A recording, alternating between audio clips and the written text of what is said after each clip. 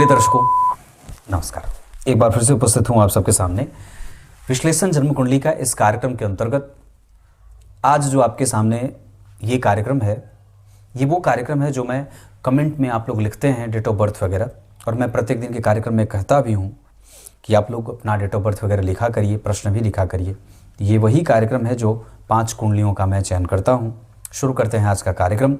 कहीं नहीं जाना है। अगर आप ये कार्यक्रम पहली बार देख रहे हैं और आप अगर अपनी कुंडली का भी ऐसे ही विश्लेषण चाहते हैं जैसे कि मैं बोर्ड पे बताऊंगा, तो डेट ऑफ बर्थ, टाइम और प्लेस, उसमें अगर बहुत बेहतर ये रहेगा कि आप ये लिख दें कि रविवार के कार्यक्रम के लिए मेरा डिटेल ये है। अगर आप ऐसा लिख देंगे तो मुझे आसानी हो जाएगी चुनने में, क्योंकि मैं ही उसे चुनता हूँ। कुंडली कोई और नहीं चुनता, मैं स्वयं से ही चुनता हूँ। पहली कुंडली मैंने जो चुनी है, नाम है इनका गरिमा। और आप कोई भी मेरा कोई पोस्ट होता हो, कोई ज़रूरी नहीं कि आप मेरा कार्यक्रम देखेंगे वहीं अपना डेट ऑफ बर्थ ले, आप किसी भी पोस्ट में भी अगर अपना डेट ऑफ बर्थ लिख देते हैं और खाली ये लिख देंगे कि रविवार के कार्यक्रम के लिए मेरा कार्यक्रम देखा, मेरी कुंडली चुनी जाए, तो मैं वहाँ से भी चुन लेता हूँ। इनकी आईडी है क्विक लर्निंग विथ ईज ऐसे करके, पर इनका नाम है, इन्होंने गरिमा लिखा है। 5 जून 1999 सुबह 6:45 पानीपत, हरियाणा। जन्म आपका हुआ है शनिवार को, कृष्ण पक्ष की षष्ठी तिथि, धनिष्ठा नक्षत्र। कृष्ण पक्ष की षष्ठी तिथि के चंद्रमा शुभ ग्रह होते हैं, इस वजह से धन तो आपके पास आएगा। आपकी कुंडली में जज, वकील आदि बनने का योग बहुत बढ़िया है। आपने प्रश्न पूछा है मैरिज कैसे होगी और गवर्नमेंट जॉब कब लगने के संयोग हैं। नौकरी का योग 2025 के नवंबर से आ रहा है, कोशिश करिए। बुध और मंगल का प्रत्यक्षतया तो संबंध कोई नहीं बन रहा है, और दशम स्थान के अधिपति के साथ भाग्य के स्वामी शनि का संबंध बन रहा है।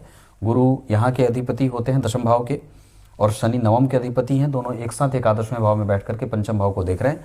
अपने पूर्वजों की पूजा करिए, पिता के साथ संबंध खराब मत करिए, बड़े भाई बहन के साथ संबंध खराब मत करिए, व्यय अतिरिक्त मत करिए। अपने मित्रों को पहचानने की आवश्यकता है। मित्र आपके वैसे हैं अच्छे, आपका प्रभाव ठीक है उनमें, पर फिर भी कभी कभी परेशानी भी दिख रही है। आपके चंद्रमा पीड़ित हो रहे हैं, क्योंकि चंद्रमा यहाँ बैठे हैं केतु के साथ, शनि यहाँ बैठे हैं और 10वीं दृष्टि से देख रहे हैं, राहु यहाँ बैठे हैं, यहाँ से देख रहे हैं, और मंगल यहाँ बैठ रहे हैं, आपके चंद्रमा पे देख रहे हैं। आपके चंद्रमा कमज़ोर होने के कारण अव्यवस्था देते हैं, और कई बार विवाह में विलंब की स्थिति भी देते हैं, और कई बार व्यक्ति को धन कमाने में दिक्कत होती है, धन हानि भी होती है।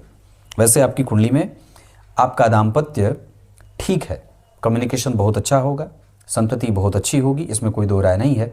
आपकी कुंडली में सबसे अच्छा समय 2025 के नवंबर के बाद आ रहा है, जहां गुरु में शनि का अंतर आएगा, और गुरु आपकी कुंडली के सप्तम भाव के स्वामी हैं, एकादशवें में बैठे हैं, और मंगल और शनि एक दूसरे को देख रहे हैं।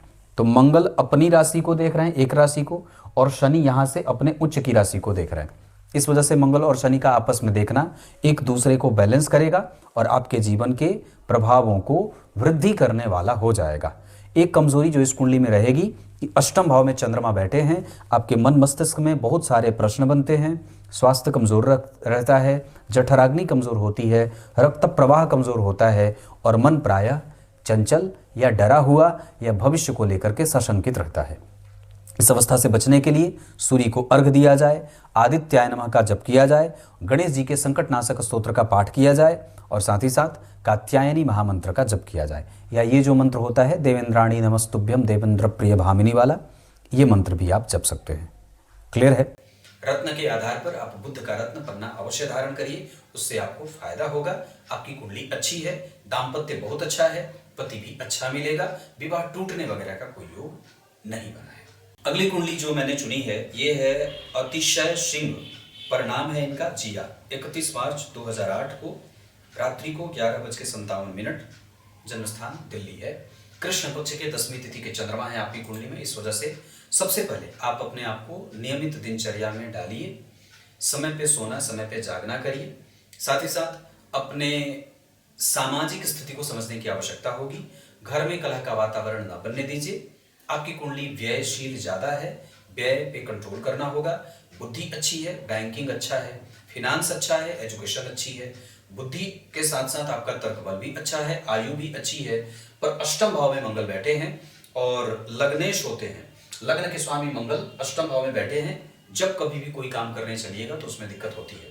इस वजह से बहुत सावधानी से, सतर्क होकर के, झगड़ा लड़ाई से बच करके, विष वाले जानवरों से, अस्त्र शस्त्रों से, अग्नि से, जंगल, पहाड़, नदी, झरना, तालाब आदि से बच के रहना है। किसी अनजाने पे कभी विश्वास नहीं करना है और जितना ज्यादा हो सके अपने साथ षड्यंत्र ना हो, इसका ध्यान रखना है। आप बैंकिंग में नौकरी कर सकते हैं, प्रोफेसर बन सकते हैं, आप जज, वकील आदि लॉयर भी बन सकते हैं। आपकी कुंडली में ये योग बना हुआ है। आपने प्रश्न पूछा है किस फील्ड में जाना बढ़िया रहेगा। मैंने बता दिया, आपके प्रश्न पूछने मैंने देखा भी नहीं था आपने क्या पूछा था, पर हाँ आपकी कुंडली में इन सभी क्षेत्रों में जाने का योग लगा है। बैंकिंग के क्षेत्र में भी आप नौकरी कर सकते हैं, आपके पास स्थिति अच्छी है। और मैं एक बात कह दूं तो मंगल और शनि का प्रत्यक्ष संबंध तो नहीं बन रहा है, लेकिन दशम स्थान से शनि का संबंध और द्वितीय स्थान से गुरु का संबंध आपको 100% नौकरी में लेके जा रहा है। चंद्रमा पापक हो रहे हैं, नियमित रूप से अगर मेहनत कर देंगे तो 200% आपकी कुंडली में नौकरी का योग लगा है। आपकी कुंडली गुरु का रत्न धारण कर सकती है और द्वितीय भाव, दशम भाव, चतुर्थ स्थान, पंचम स्थान, ये सब भाव बलवान बने हैं। इस वजह से नौकरी के योग लगे हैं। बस खाली नियमित पढ़ना है, नौकरी लग जाएगी। योग आपकी कुंडली में 2024 के दिसंबर से ही आया है। हालांकि अभी आपकी कुंडली में अब राहु आ जाएंगे, इस वजह से कोशिश करिए कि 2025 के बाद 25, 26, 27, 28 तक नौकरी लग जाए। ये 3-4 साल आपके लिए बड़े महत्वपूर्ण हैं। अगर इसको आप सही तरीके से आजमा लेते हैं, सही तरीके से इसका सदुपयोग कर लेते हैं, तो कोई भी आपको नौकरी में जाने से नहीं रोक सकता है। सूर्य को अर्घ, रविवार को नमक का सेवन बंद, मांसाहार का त्याग, मंदिर का दर्शन, ग्रंथों की सेवा, ग्रंथों का दान, कुत्तों को रोटी वगैरह खिला दीजिए, पंछियों को दाना और मंदिर की सफाई। क्लियर है? ये करना है सब और तुरंत तत्काल से शुरू करिए। अगली कुंडली जो मैंने चुनी है शैलेश शर्मा, और ये कुंडली है डेट ऑफ बर्थ 24 नवंबर 1977 को 13:45 हैदराबाद, आंध्र प्रदेश। व्यापार किस चीज़ का करें? कोर्ट केस कब तक क्लोज होंगे? कर्ज से मुक्ति कब तक मिलेगी? 2026 के अप्रैल के बाद आपकी कुंडली में कोर्ट केस, कचहरी का मामला और ऋण से मुक्ति होने का योग बन जाएगा। वैसे एक बात आपको मैं बता दूं, आपकी मृत्यु सुखद होगी और अच्छी होगी इस वजह से, और चूंकि आप ऋण में कभी नहीं मरेंगे, मैं इस बात की गारंटी दे सकता हूं। आपकी कुंडली विषम परिस्थितियों में इसलिए उलझी थी क्योंकि राहु की दशा पीछे चल रही थी। 2024 के फरवरी के बाद धीरे धीरे चीज़ें ठीक होंगी, लेकिन इसमें और भी अच्छाइयाँ 2026 के अप्रैल से देखने को मिल जाएंगी। व्यापार आप खाने पीने का कर सकते हैं, इंपोर्ट एक्सपोर्ट का कर सकते हैं, फैशन का कर सकते हैं, कीटनाशक का कर सकते हैं, ड्राई फ्रूट का कर सकते हैं, किताबों का कर सकते हैं, पब्लिकेशन वगैरह का भी कर सकते हैं, और इंपोर्ट एक्सपोर्ट सबसे ज़्यादा अच्छा रहेगा। आपकी कुंडली शेयर बाजार, बैंकिंग और फिनांस से जोड़ करके भी धन कमा सकती है। फैशन की समझ आपकी कुंडली में अच्छी है, आप मिष्ठान भंडार भी खोल सकते हैं। क्लियर है? चंद्रमा आपकी कुंडली में बहुत अच्छे बैठे हैं, शुक्ल पक्ष की चतुर्दशी के हैं। इस वजह से आपके पास आपकी वाणी, आपकी बुद्धि, आपका निर्णय गलत हुआ है।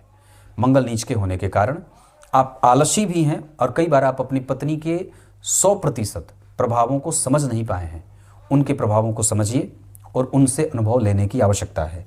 कम्युनिकेट अच्छा करते हैं आप, भाग्य अच्छा है, भगवान का आशीर्वाद भी ठीक है, तर्क भी ठीक है, और इस कुंडली में दारिद्र दोष भी लगा हुआ है, और वो इसलिए क्योंकि मीन लग्न की कुंडली बनी है। धन भाव के स्वामी नीच के हैं मंगल, और एकादशवें भाव के स्वामी शनि बनते हैं वो 6वें भाव में शत्रु की राशि में बैठ गए हैं। इस वजह से आपकी कुंडली में राहु और शनि ये जब प्रभाव रहा, या राहु की दशा जब चली, तो व्यापार मंद हो गया और दिनचर्या खराब हो गई, गलत निर्णय लिए गए, दाम्पत्य में धन हानि हुई, या कई बार स्वास्थ्य पे धन खर्च हुआ। मतलब जो भी आप विषम परिस्थितियों को समझ सकते हैं, जैसे भी बना हो। लेकिन अब गुरु की दशा आ गई है, आपके लग्नेश आ गए हैं, उस पर हमें विश्वास रखना चाहिए। लग्न के स्वामी हैं, चतुर्थ में बैठे हैं और गुरु को देख रहे हैं। इस वजह से आपके पास अब आपका दिमाग भी सही चलने लगेगा, चिंतन भी सही होने लगेगा और व्यय भी संतुलित हो जाएगा। क्लियर है? अगर इस कुंडली के लिए बात करें तो आप गुरु का रत्न पुखराज धारण करिए, अमावस्या के दिन दान करिए या पूर्णिमा का व्रत करिए। तांबे के पात्र में मधु मिश्रित पकवान बना करके चंद्रमा को अर्पित करिए, ठाकुर जी को अर्पित करिए, वही ग्रहण करिए। गाय की सेवा करिए, गाय पालिए। इसके अतिरिक्त आपकी कुंडली में खाने पीने का काम, दूध का काम, डेयरी प्रोडक्ट भी आपकी कुंडली में बहुत अच्छा बना हुआ है। इसके साथ साथ आपके मित्र और आपके भवन में दोष लगा है। जिस भवन में आप निवास कर रहे हैं उसका रंग रोगन, सफाई और उसके सेवा की जिम्मेदारी आप स्वयं से संभालिए। मकान गंदा ना हो, कचरा ना भरा पड़ा हो, कोना साफ हो, इसका ध्यान रखिए। घर के मध्य में घी का दीपक प्रत्येक दिन वास्तु देवता के नाम पे जलाइए। आपकी बुद्धि कई बार कलुषित और कठोर हो जाती है और कई बार अपनी ही बातों पे आप यकीन नहीं करते जबकि वो गलत होता है। क्लियर है? इतनी सारी बातें। अब अगली कुंडली जो मैंने चुनी है, ये कुंडली है स्वाति अग्रवाल और ये कुंडली आई है 14 नवंबर 1990 5:10 हांसी, हरियाणा। इन्होंने प्रश्न पूछा है, बस मुझे ये बता दीजिए आगे का टाइम कैसा है। गुरु की दशा चल रही है, थोड़ी बहुत चिंता रहेगी, पर नौकरी और व्यापार के लिए ये समय ठीक रहेगा। साइड बिजनेस के लिए भी ये समय ठीक रहेगा, आप चाहें तो कर सकते हैं। अगला प्रश्न आपने पूछा है विवाह कब होगा। विवाह आपकी कुंडली में 2026 के अप्रैल से होने का योग बन रहा है। आपकी कुंडली के द्वितीय भाव में शुक्र और बुध बैठे हैं और अष्टम भाव में मंगल बैठे हैं। द्वितीय भाव के स्वामी जब अष्टम भाव में चले जाएंगे और अष्टमेश से शुक्र और मंगल का परिवर्तन हो रहा है। शुक्र अष्टम भाव के स्वामी हैं, मंगल दूसरे भाव के स्वामी हैं। शुक्र लग्न के अधिपति होकर के धन भाव में बैठे हैं तो व्यक्ति धन के पीछे भागता है। लेकिन शुक्र और बुध यहाँ मारक भाव की भांति, मारक ग्रह की भांति काम करेंगे क्योंकि द्वितीय भाव में बैठे हैं और मंगल यहाँ अष्टम भाव में मारक ग्रह की भांति काम करेंगे। तो इन ग्रहों की दशाओं में हमें अपने आप को बहुत ज़्यादा सावधान रखना है। हालांकि अगर अष्टम भाव के स्वामी द्वितीय में नहीं बैठे होते तो अब तक आपका विवाह हो चुका होता, लेकिन द्वितीय भाव में शुक्र और बुध बैठे हैं तो विवाह चलेगा बहुत अच्छा। होने में भले विलंब हो रहा है पर विवाह होने के बाद कोई दिक्कत नहीं होगी। किसी भी स्त्री जातिका के लिए गुरु का उच्च का होना बहुत उत्तम माना जाता है, जो उसको भाग्यशाली, कृतज्ञ, सुंदर और गतिमान बनाता है। अष्टम स्थान में मंगल आपके हार्मोनल डिसबैलेंस को कमजोर कर रहे हैं। इस वजह से अपने पाचन तंत्र को, अपने मित्रों को, अपने नियमित दिनचर्या को, अपने कपड़ों का वस्तुतः विशेष ध्यान रखना होगा। मैले कुचैले कपड़े और साफ कपड़े, इन लोगों में अंतर रखना होगा। किसी भी व्यक्ति पे, चाहे वो साधु ही क्यों ना हो, जिसको आप बहुत अच्छे से नहीं जानते हैं, जो आपके साथ नियमित बहुत ज़्यादा निकट आना चाहता है, उससे दूरी बना के रखें क्योंकि आपकी कुंडली के अष्टम भाव में मंगल शोषित करवाने का दोष लगा देते हैं। मतलब व्यक्ति दूसरों के द्वारा शोषित होता है, या लोग अगर शोषित ना भी कर पाएं या आप नहीं भी हो पाती हैं तो भी आपके ऊपर लोगों की प्रायः कुदृष्टि जाती है। लोग आपको गलत और भद्दी दृष्टि से देखते हैं। इस वजह से कई बार व्यक्ति की पीठ पीछे अप्रशंसा का पात्र भी बनते देखा जाता है। आप मेहनती हैं, आप चरित्रवान हैं, आप कृतज्ञ हैं, अनुभवी हैं।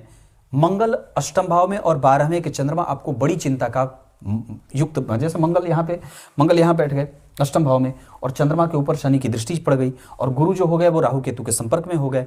इस वजह से होता यह है कि व्यक्ति के दिमाग में जो समस्या एक बार घर कर जाए वो आसानी से खत्म होने का नाम नहीं लेती है। इम्यून ठीक रखिए, दिनचर्या ठीक रखिए।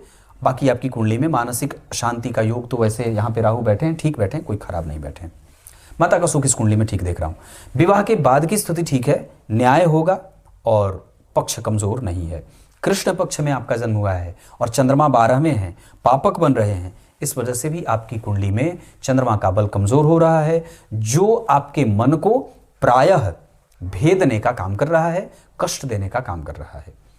वाणी ठीक है, एजुकेशन ठीक है, ज्ञान ठीक है, सुख ठीक है, आध्यात्मिक उन्नति भी ठीक है, नौकरी भी ठीक है, व्यापार भी आने वाले समय में आप कर सकते हैं। खाने पीने का हो सके, होटल का हो सके, रेस्टोरेंट का हो सके, लकड़ियों का हो सके, तो इन सभी चीज़ों का आप कारोबार निश्चित रूप से कर सकते हैं। क्लियर है? आगे समय अभी गुरु का चल रहा है। आप चाहें तो शुक्र का रत्न ओपल या चंद्रमा का रत्न मोती या इस कुंडली के लिए सफेद पुखराज भी धारण किया जा सकता है, जो आपके नौकरी और प्रतिष्ठा की वृद्धि करने वाला होगा। क्लियर है? सूर्य को अर्घ, देवी कवच का पाठ, नियमित बजरंगबली के मंदिर का दर्शन और कात्यायनी मंत्र का जप, गुरुवार के 5 व्रत ये करने चाहिए। गाय की सेवा और ब्राह्मण को किताब दान करिए, पुस्तक दान करिए, है ना, ये आपको करना चाहिए। इससे आपके बहुत सारे ग्रह जनित दोष हैं वो खत्म हो जाएंगे। अष्टम भाव में मंगल हैं, यात्रा